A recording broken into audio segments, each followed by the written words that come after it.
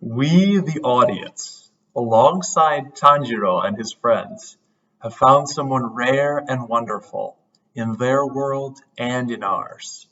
Rengoku-san is a young man in his prime who has mastered both his art and himself.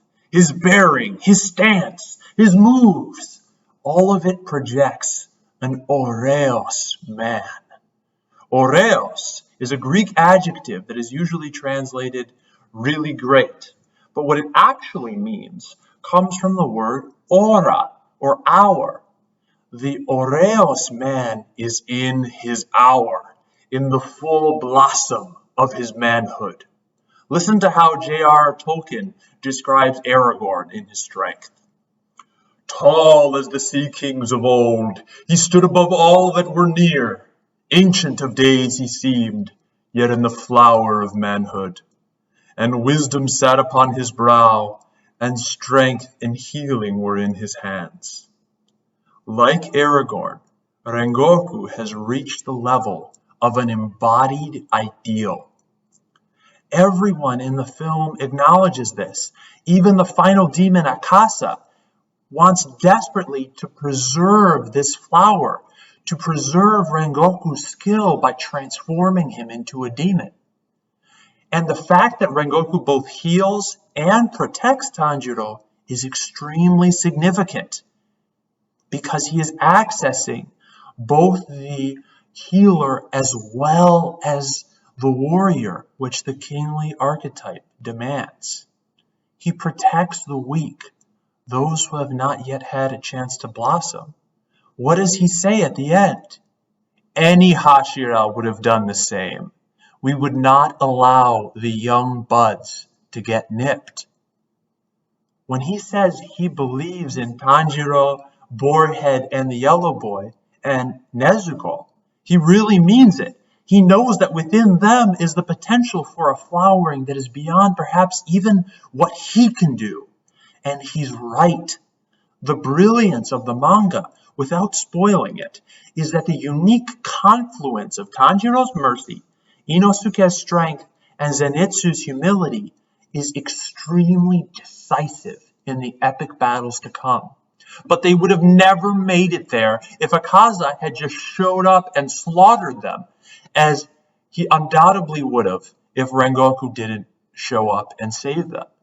And that's why the sensei of the Demon Slayer Corps is so unmoved. I mean, he's not weeping at their death, at the death of Rengoku, because he, more than anyone, can see the big picture.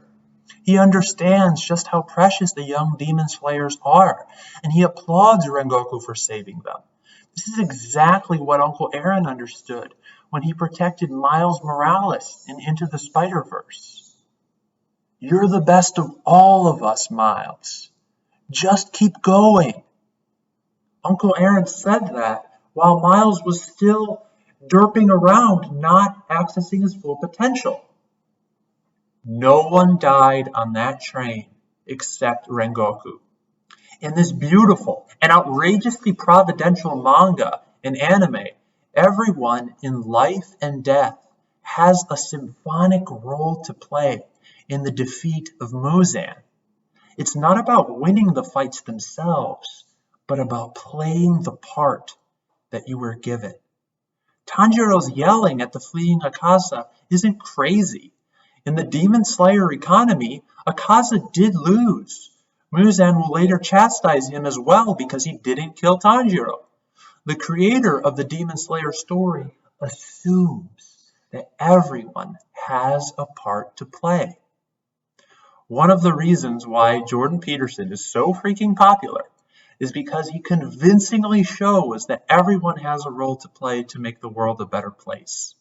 Lost, aimless, causeless people latch on to that. Wait, you mean to tell me that there's an empty seat for me in the grand symphony of life? And that somebody wants and needs to hear me play? I love the person who convinces me of that. Rengoku puts forth all of his strength, his beauty, his cunning, his brilliance, and his skill, and he nails the role he's supposed to play. He pours out his blood like fine wine on the desert sand. And we cry because he's beautiful, because he does what he was made for, and he achieves his telos, his good and righteous end. And how do we know? For darn sure, because his mama, the one he loved and respected most in the world, comes from paradise to crown him with victory. His mother is there in the distance, glowing with light, grace, and truth. And just to twist the knife in the audience, Rengoku asks her, "Did I do it? Did I fulfill my purpose?" "You made me proud," she says. "In the manga, you did splendidly."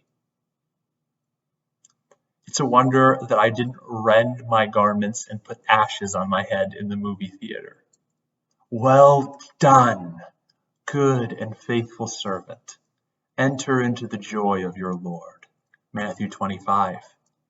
Our hearts, which yearn for such a complete ending and wholesome glory, react with tears.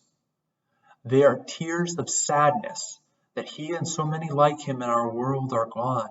But they are also, and for me, even more so, tears of repentance. We are sorry, just like Tanjiro, Zenitsu, and Ino are sorry that we have not yet performed according to our ideal responsibility. We have fallen short of the beauty and excellence of Rengoku and of every hero he represents, from Socrates and Odysseus to Beowulf and Aragorn. The ancient parts of us recognize them, and we cry as a tribute and in remorse. Here, the movie becomes like an ancient Greek tragedy, and we are given what we are so rarely given in modern cinema, a chance to mourn. Ino, one of the most honest characters in the show, tries to begin training right then and there with Tanjiro and Zenitsu. "Stop crying," he yells. And Zenitsu responds, "But you're crying too." This lasts for some time. Like in Return of the King, when Eomer sees his fallen uncle King Theoden, he says, "Mourn not over much. Mighty was the fallen. Meet was his ending. Yet he himself wept as he spoke." We cry because Rengoku taught us something by example. He really did train them over the course of that fateful night on the train to Mugen. He gave us a vision of who we might be and of what it means to steadfastly and purposefully play the role we were given.